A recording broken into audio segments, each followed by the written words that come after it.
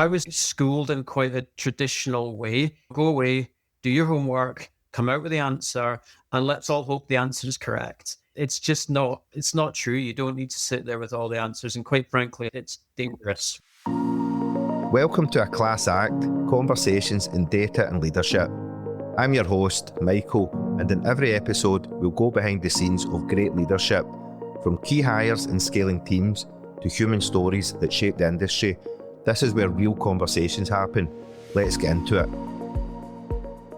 Welcome, Kent. Really happy to have you on the podcast. I know we've been speaking for a few months now, just trying to get a date arranged, so I'm really happy we can get you on the podcast today and excited about it. It's going to be a really good conversation. We're going to really be looking at a journey through Kent's leadership across risk, FinTech and transformation, from Deloitte Partner to COO at Corlytics, and what it means to lead with purpose in a fast evolving sectors. Please stick with us until the end, where I'm putting Kent through a quick fire round.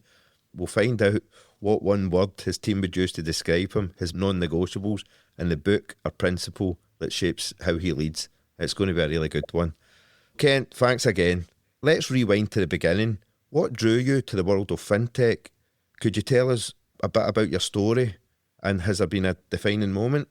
Yeah, of course. Listen, first of all, let me reciprocate by saying thanks for having me. I know we've exchanged quite a bit over the last little while to make this happen, so it's really nice. Yeah, rewinding back, my goodness, that's a big question. I'll try and take you through just a really potted history. I suppose I was always the child that sort of took things to bits to try and understand how it worked, and then I often put it back together, but often not to solve the original problem or purpose that it was there to do. So I've always had that view of how technology works. And then I found myself, that kind of stuff. I found myself one day in the offices of NCR. So NCR were the people that make cash machines. Some of your listeners will probably remember, over in Dundee. And I remember being shown how the technology is developing at NCR to build cash machines. And that just lit a little bit of a spark in me. And I then found my way into banking. So I spent a good few years at RBS at the time, NatWest. Now working in and around ATMs, some of the advances there. I then went to Morgan Stanley, where I was really introduced to then the sort of data side to that angle as well. So bringing data into the equation and looking at how we analyze trends to detect things like counterfeit cards and cloned cards and credit card fraud. My world started to marry together neatly. And it just then really started to grow love and desire of how do we take some of the problems that are out there and deploy technology to solve them. And banking was a real hotbed. Everybody knows the story of what happened in the early 2000s. So I saw it all. I saw the good, the bad, and the ugly during that time, and was able to use this knowledge to then understand how technology might solve some of the issues. So yeah, from a really early age, it's interesting because FinTech now, it's very of its time. So there's a degree of serendipity in the story. No, brilliant. Thanks very much. Because you have had an extraordinary journey from an analyst roles to becoming a Deloitte Partner and now CEO at Corlytics. I'd love to know what a leadership belief you had early on in your career that you would now completely disagree with, and what changed your mind? Yeah, it's a great question. I think one of the biggest ones that was squashed pretty quickly was a belief that I had that I needed to have all the answers to the challenges and the conundrums that I found myself working on. I was schooled in quite a traditional way. Go away, do your homework, come out with the answer, and let's all hope the answer is correct. It's not true. You don't need to sit there with all the answers. All of the big decisions that I've made, all of the challenges that I've worked through, all of the innovations that I've been part of pioneering has been through a real sort of brain trust of individuals and people who all bring something really quite unique and complete to that table. So I think seeing the power in really what can be achieved by when you democratize the path to finding the answers that you find. So yeah, that would probably be the biggest one for me, Michael. I like asking that question because I quite often look back and the kind of person I was maybe when I first started my business and got into even recruitment back in probably around about 2003 to 4, then over the next 5 years and 5 years and 5 years, and it's totally different for myself. It's night and day at times when I really look at it. It's quite frightening sometimes when I think just the difference in the kind of the person as well. So it's always like to ask that one. No, I think you're right. And I always anchor to the principle that, nobody is ever the finished article. So yeah, learn lots of things along the way. No, definitely. And at Deloitte, you led the global FinTech and RegTech practice. Where do you think most leaders in FinTech or RegTech get it wrong? I mean, I can't think of witnessing any catastrophic failure out there. And, and even if there are steps along the way, there's often much more value to be found in that journey, irrespective of the outcome. However, the biggest challenge is, there's a few. Let me just give you some examples. I think one of them, these are in no particular order, I think there's a bit of a challenge in thinking through really clearly how you scale. It's often very tempting when you get that zero client A to build something that's so horrendously bespoke to people to then scale and become universally applicable. So I think that's a tricky spot, is just making sure that when you set out to create something, it is truly scalable across the market. So that's a challenge. The data complexities that are out there, looking at privacy, security, of course, appropriate and ethical use of data. And that's so prominent right now. It always has been, but it's got another lens shone on it as a result of some of the amazing things that have been done through AI and the like. So that's a challenge. Adoption is often a challenge. There's a lot of inertia.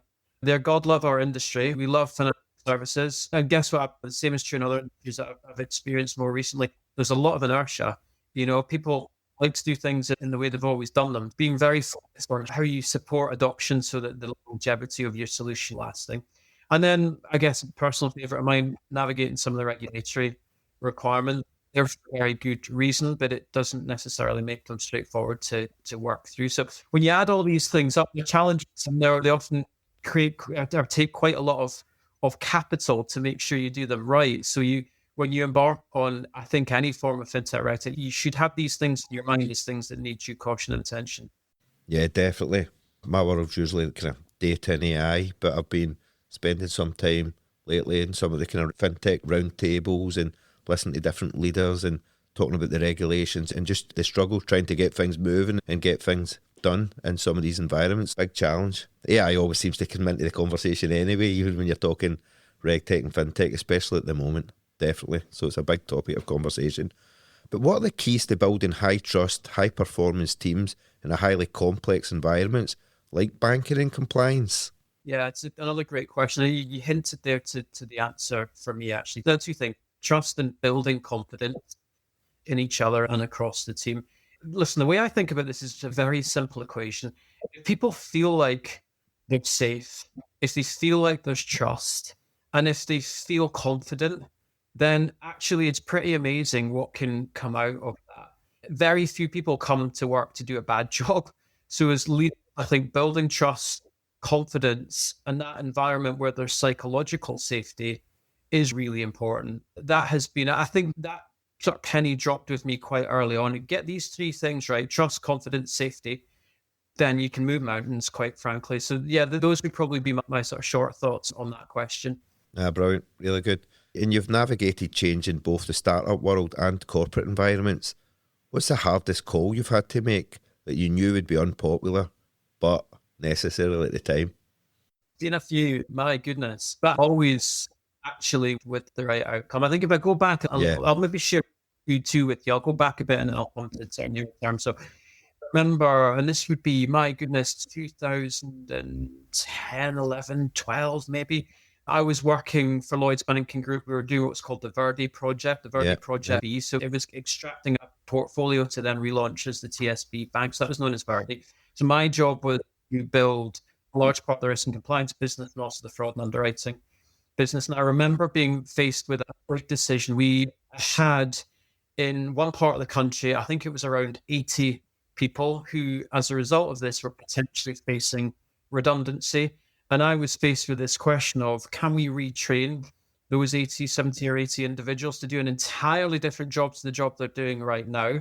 But if we can, we won't need to make them redundant and so on and so forth. Now, this was against the backdrop of, I think I had 3 months to do it. It needed regulatory approval. There was not least the hearts and minds journey that these people needed to go on. But I remember thinking, let me just put myself in their shoes. Let me just think of how they're going to feel about this. And I've pretty much made a decision that we were going to do it. We were going to do it, and we'll overcome all the hurdles we need. And it was insane because over the 3 months, we were basically in rooms together for hours on end, making sure that we got the right outcome for them. So we did it, and it was great. And then I think a more recent one was the decision to exit the RegHub business from and for me, the overriding objective, and this was the hallmark of all of these types of decisions, the overriding objective was to make sure that the decision made was the best for the business, the best for the people, the best for the clients, and the best for the acquiring side of that equation. So making sure 4 parties, all super, super important, get the right outcome.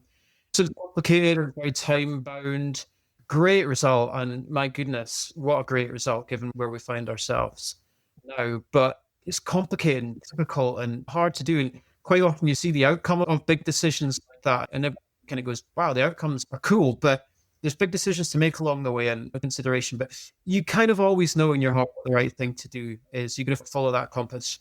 Definitely. I suppose a lot of that comes with experience as well. A lot of sleepless nights and probably a lot of making the wrong decisions over a course of a number of years, and before you can take that risk and having the leadership to make that call. I think sometimes hard decisions are focused on what not to do. You know, I've been asked over my career with lots of different directions that we might take projects or initiatives. Sometimes it's hard to say no. So yeah, that's also a consideration. And it's having good people around you as well. We're maybe having a sounding board, like mentors or different leaders within organisations, and people even out with your organisation. You could maybe have some calls with to help guide you as well. No, definitely. Was there ever a point in your leadership where you thought, I don't know how to get through this? And could you walk us through a moment like this? I've certainly had a lot myself. I could talk about quite a few, definitely. Yeah, for sure. Yes. Was there ever a point? Well, I don't know. It's all the time, very often. When you're doing cool stuff, or I think cool stuff, you often think about the cool stuff, but then there's a point where you go, hang on a minute, how are we actually going to execute this? You've touched on it before, having that network of people. I've heard it as the brain trust, which is the concept that came out of what Steve Jobs did when he set up Pixar with a team there. So I always go back to this. If you've got the right individuals, if you've got that brain trust around you that have the 3 things I talked about earlier, confidence, trust, and psychological safety, then you can get through the vast majority of big problems. In fact, I don't think I've ever come across a problem I haven't been able to get through. You've got to have lights in it. Sometimes it's into the evening. Sometimes there's some wild and wacky scenarios that get put on the table. But actually, it's all part of solving or getting over some of the points where you think, I'm not sure how I'm going to get through this. I remember reading a book when I was at university. I read a book called The Lonely Leader.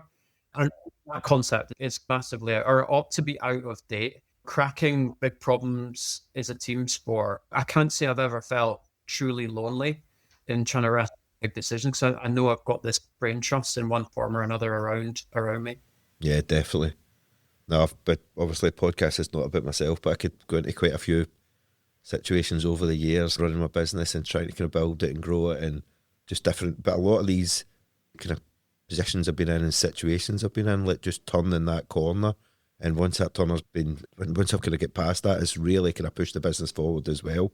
And I think knowing you're not alone in those situations as well, I think I've noticed a few times just with myself, maybe even probably over the past couple of years, it's been a strange time in the world of recruitment. But like, as soon as you start reaching out to maybe 1 or 2 people maybe in your industry or maybe running businesses or teams, and you find out that there's a lot of people in the same situation, which always tends to help as well, which is good. And I was just thinking back there when you were talking about the Verde project. That was when I first started MBN again. My first ever placement into data was actually with Lloyd's Banking Group in Bristol in 2006. And I placed an insight analyst and really just fell into data from them. I started MBN in 2007 and I managed to get back on the Lloyd's account, but I must have placed hundreds of people at Lloyd's over the years. It was a fantastic account for us.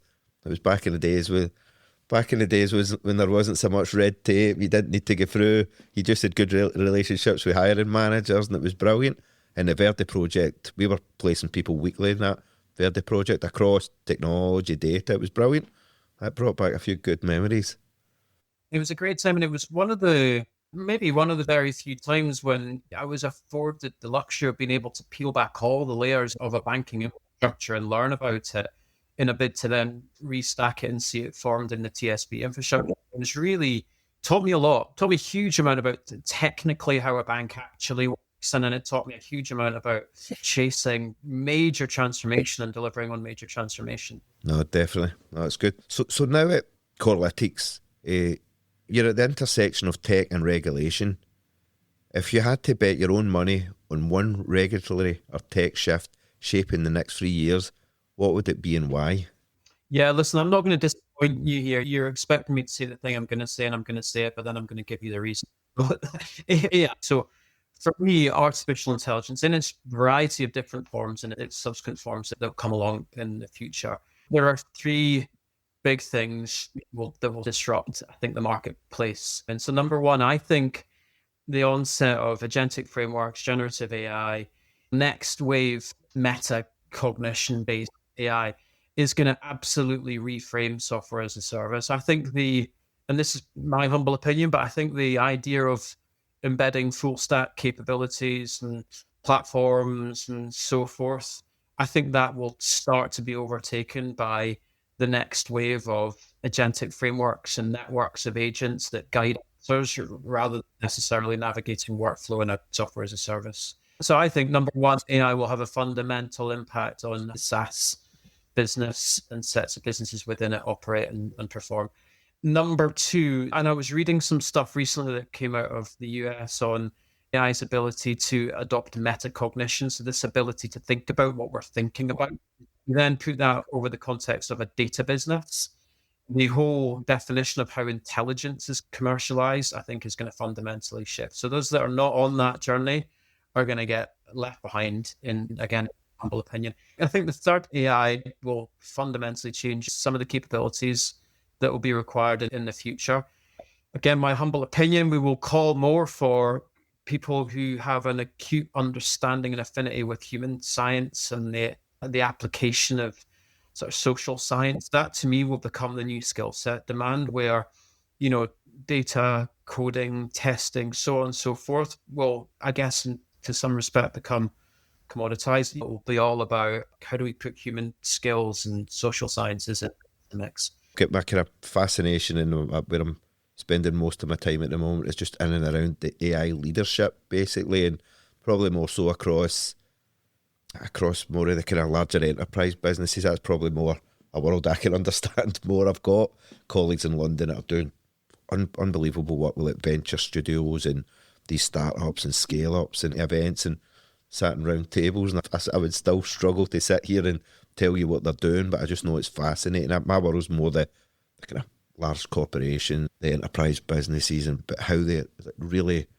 assessing hiring for AI leadership. What does good look like, and what does good AI leadership look like within a business? It's so new at the moment, and I could sit and talk about this for hours, but I couldn't tell you a right or wrong answer right now. So I think my kind of job at the moment is just getting as much knowledge as I possibly can and learning so much. I'm enjoying it, to be honest. It's good. And that's great. And we had an event in the Base Centre last night, and it was AI agents, production, and there was 100 tickets taken within 24 hours. It was unbelievable. And you had the Fringe on last night. You had Hibs were playing at home in AC/DC, and there was about 2 seats left out of 80, which was unbelievable. So big hot topic. Yeah, I think it's one of the best times to be in the tail end of the .com boom. Kind of reminds me a little bit of that. There's a lot of energy and excitement. But yeah, time will tell, and I'm excited to be part of it. I know. I've been reading a little bit about the .com kind of boom and where that ended up, and the kind of AI phase and stuff. And I was trying to do a wee bit of writing about the kind of similarities where it's going, and the trillions that were lost in the kind of when the .com bubble burst. Where kind of AI is going at the moment, just like there will be massive, that there'll be a lot of people that hugely win on this, but there'll be a lot of people along the way as well. It's an interesting time. No, very interesting. Okay, so just kind of looking back, what's a career moment you're most proud of, and why does it stand out to you?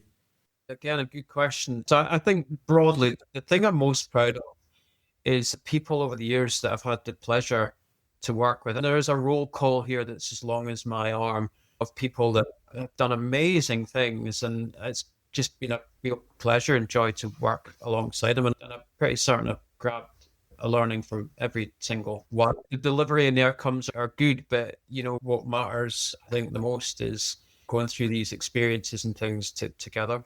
I guess more specifically and possibly substantively is probably the experience building that business.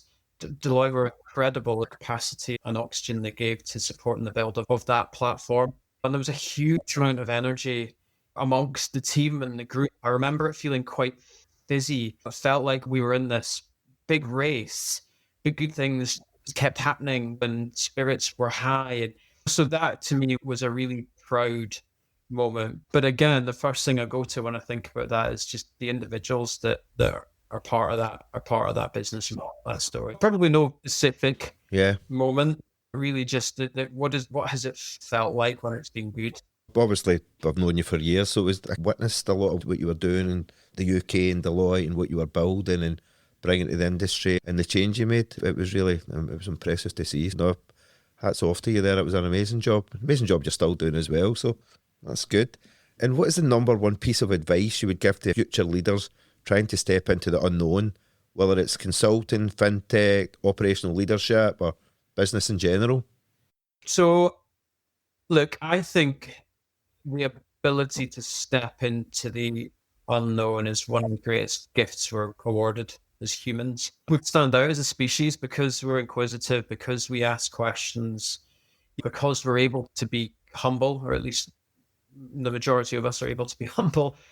I think probably the biggest piece of advice I would give: be inquisitive, ask questions, pull the threads. It often leads to something that's really quite exciting. I read recently I was reading Steve Jobs' autobiography, and there's a point in there when he talked about he had this fascination with calligraphy and just indulged himself. He just went and was inquisitive. And as he explored the world of calligraphy, he fell in love with perfection and design and art. And that then led on to his philosophy and ethos when he created Apple, and obviously the rest is history. So to me, it was just a really good reminder that if and when you're inquisitive, your path can meander, and it's all the kind of broader fabric of the end result. So yeah, that would be my advice: be inquisitive, ask questions. Every person and situation has a story behind it. Pull the threads, but be humble along the way. I love it. Really good. So we're close to the end now, and I always ask the guests that are on kind of what's keeping you energized these days, what's next. And my mind is always full of thoughts, so they're keeping me really thoughtful and massively energized. We'll see. I spent 6 weeks summer over at MIT in Boston, which was just mind-blowing. It was amazing. The most wonderful people. I was there with a cohort of 34 other individuals, all from different parts of the world, different organizations and in different disciplines, all doing amazing stuff. I learned so much. So it was an intense period where I learned a huge amount about disruptive tech, much more about the depth, plumbing the depths of where AI is going to take us. I spent time, so part of the work was also in some of the art galleries around Boston, just exploring how the visual arts can help us as we think and we innovate. It was just mind-blowing. And, I also fell in love with the US again. Yeah, is that right? So that, again, if there wasn't already a wind beneath my wings to do other things, that just added another level. So yeah, lots of horizons to be excited about. Brilliant. Amazing experience. I'll need to catch up with you at some point and you can tell me more about, in more detail about that, but it sounds amazing. Brilliant. Coming to the end, just a quick fire round. One word your team would use to describe you. Oh my goodness, I'm probably better at the longer end than the short one. So one word: helpful. Okay. Your morning non-negotiables? So I tend to train, I fitness train 3 mornings a week. I do 6 till 7, and then I come home, I make porridge, I make cups of tea. That routine is definitely a non-negotiable. And then I guess the other one is pancakes on a Saturday morning. That's definitely non-negotiable too, for the mental health. Right? I love it.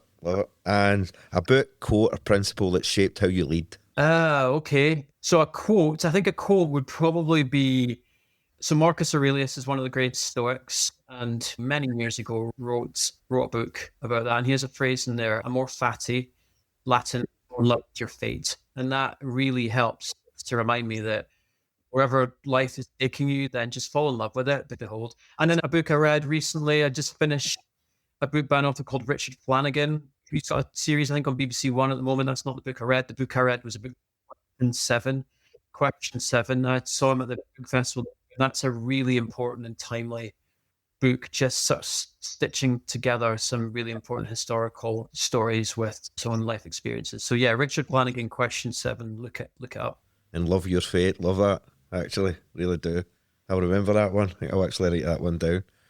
Brilliant. Kent, I really appreciate you taking the time to do this, and thanks for everything, your friendship over the years as well. We've kind of worked on different projects and always kept in touch from afar, but it's been great to watch your journey, and I can't wait to see where you take it and wherever that may be, and thanks again. So appreciate it. Thanks for listening to A Class Act. If you've enjoyed the episode, make sure to follow the show so you never miss a conversation. And if you're building a data team or making a key leadership hire, reach out to us at MBN Solution using the link in the show notes.